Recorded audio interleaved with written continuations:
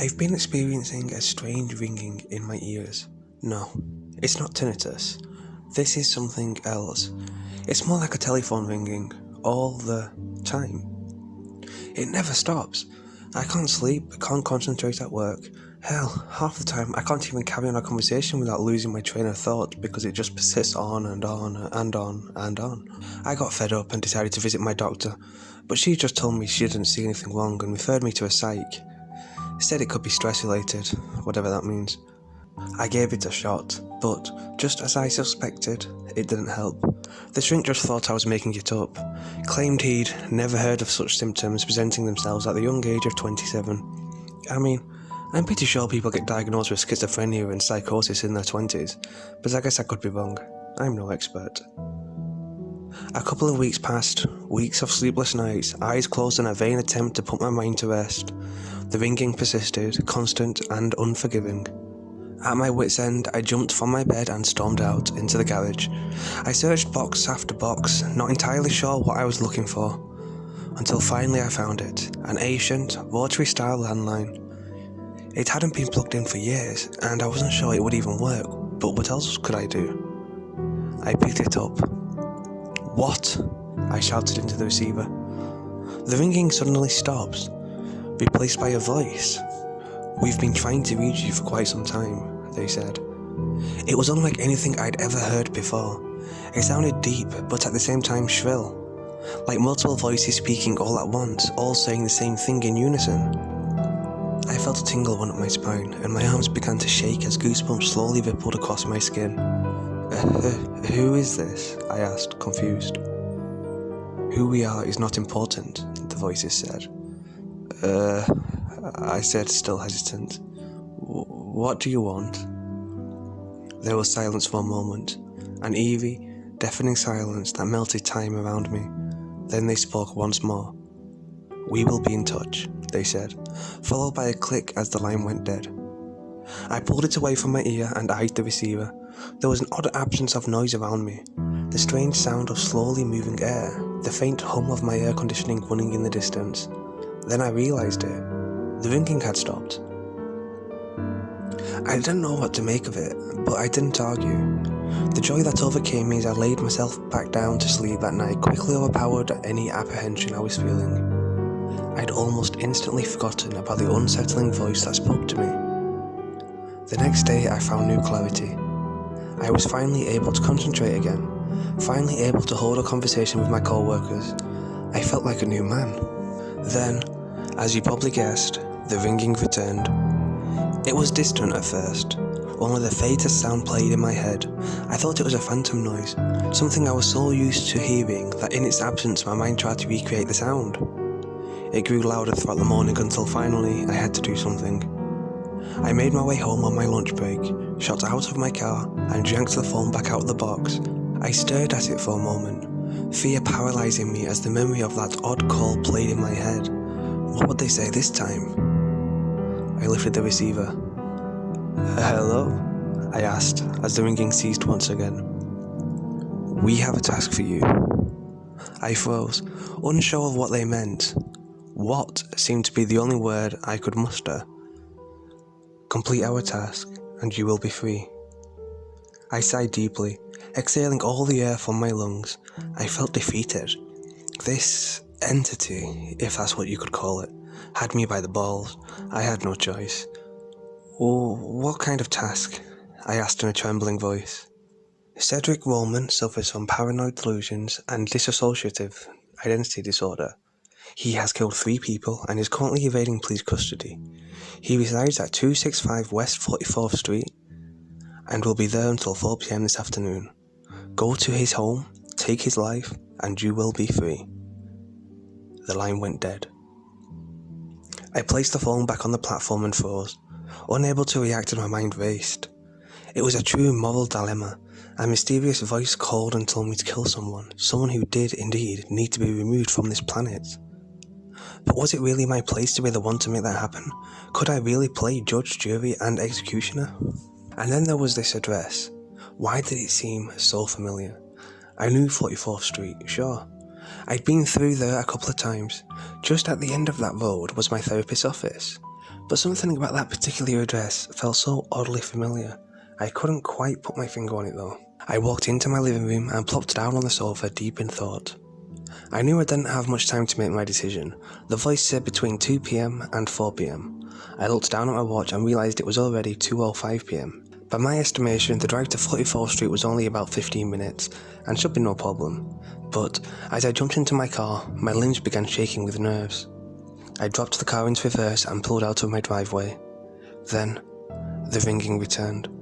The drive was difficult to say the least. Drivers honked as I swerved in and out of lanes. The sound of their horns drowned out by the pacing ring continuing to play in my ears. I pulled up to the house and practically leapt from my car. The blaring noise ringing in my ears threw my equilibrium off, causing me to stumble drunkenly towards the front door of the grey brick house.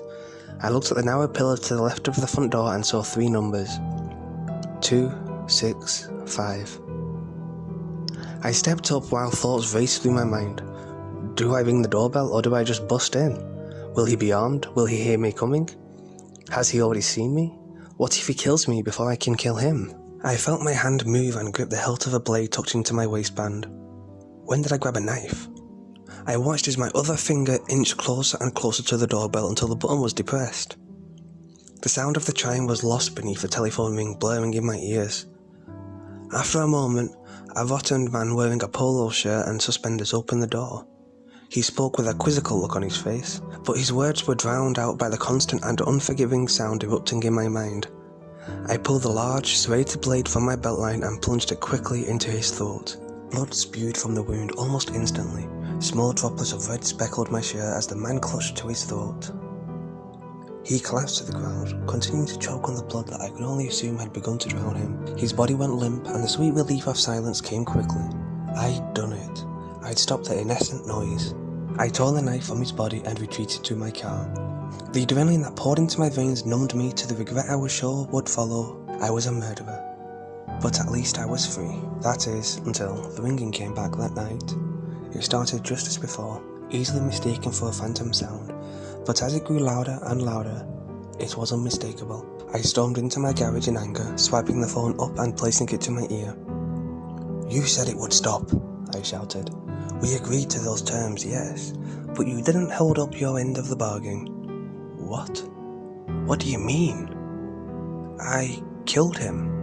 The man you murdered was not Cedric Roman." The voice paused. My mind reeled.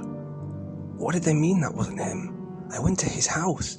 I looked at the small golden numbers on the pillar by his front door and saw it clear as day. So then, who was it? The man on the other end remained silent. I couldn't bear to think about the prospect of having murdered an innocent man. The infinite quiet ate away at me until, finally, it replied. "We said 265 West 44th Street. You went to East 44th Street." The line clicked. I stood there, unmoving, unable to react in any way other than staring at the concrete block wall of my garage in pure horror and disbelief. I'd already done it. I'd really killed an innocent man. As I wallowed in my thoughts, I heard the ringing start back up almost instantly, yanking me out of my mind and sending me spiraling. I need to make it stop. I opened up the Maps app on my phone and saw the blue dot that showed my location. I pulled down the search bar and typed in the address, which still seemed so familiar and yet so foreign. 265 West 44th Street, I muttered to myself, attempting to keep my concentration as the ringing clouded my mind. Then, I saw the small pin drop onto the map and, to my detriment, it landed directly on top of that small blue dot. "What?" I said in a breathy exhale. No. That can't be right. No. But then I remembered. The reason that address seemed so familiar was because it was my own. A flood of memories came barreling into my head. Visions of things that seemed distant. I saw myself at my office, seated in my cubicle, going over monthly expense reports. Then the ringing began. I stood from my seat slowly and walked around my cubicle, headed out the emergency exit and into the alleyway behind the tall building. A man stood there, wearing a grey sweatshirt, with the hood pulled over his head. "Hey, Cedric," my boss Greg said to me. He stood by smoking a cigarette, staring at his phone. I walked over and stood before him. He shifted uncomfortably, "You, want a smoke?" he asked. I looked around for a moment, reached into my waistline and, in a swift movement, jerked the 7-inch spade hunter blade up into his stomach. I pulled it up, opening his body and spilling his intestines out onto the pavement below. Another flash came, and I was at an appointment with my physician. She filled out a referral for me to go see the psychiatrist, Dr. Ledbetter. I took the slit from her, and I felt around in my waistline for a moment. I yanked it out and plunged my knife deep into the side of her neck. I cringed as she fell on the floor while blood poured from the open wound and pooled around her, dyeing her brilliant blonde hair deep red. I watched myself walk into the therapist's office in fresh clothes, exchanging a polite smile with him as he stood in the doorway greeting me. My appointment replayed in my mind, and I saw myself stand from my place as it concluded. "Thank you, Doctor," I said. "You're welcome, Mr. Roman," he said. His eyes grew wide as I removed the rigid blade covered in rusty dry blood and plunged it into his chest over and over again. I ran from the office as the doctor slumped over, a lifeless heap of flesh. I saw myself talking into an old, dirty phone frantically with no one talking back. I blinked, looked around, and found myself back in my garage, back in real time. I knew what I needed to do. I began sifting through the box where I'd originally found the phone and retrieved a length of rope. I looked up at the track for the garage door. It should hold, I thought. I swung it up, over the track, and tied it off. I went inside and got one of the bar stools from my kitchen. The ringing grew louder as I stepped back into my garage. I slipped the noose up over my head, pulled it tight, took a deep breath, and kicked the stool out from under me. I hung there for a moment. It felt like my head would explode from the pressure. My feet swung beneath me violently as the regret of my decision came to light in my dying mind. I fought to breathe to no avail. As my mind slipped away from me, the garage door shot up on its track and a bright light flooded the garage.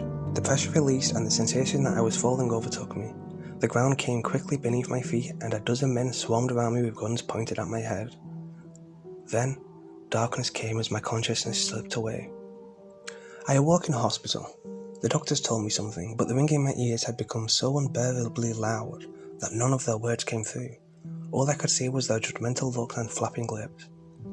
A man in a beige suit visited me once, just before I was brought to Hartwood Grove Psychiatric Hospital, where I was kept on suicide watch. I've only recently received internet privileges, but something tells me that once the doctors see this thread, they're going to put me back on suicide watch. No matter, I've already done what needs to be done. The orderlies around here really need to work on guarding the medicine cabinet a little better. It was way too easy to swipe that bottle of Xanax. It was much harder to down the whole thing, but I managed. In about 45 minutes, I'll be drifting off into a drug-induced coma. About 10 minutes after that, I'll have no hope of coming back.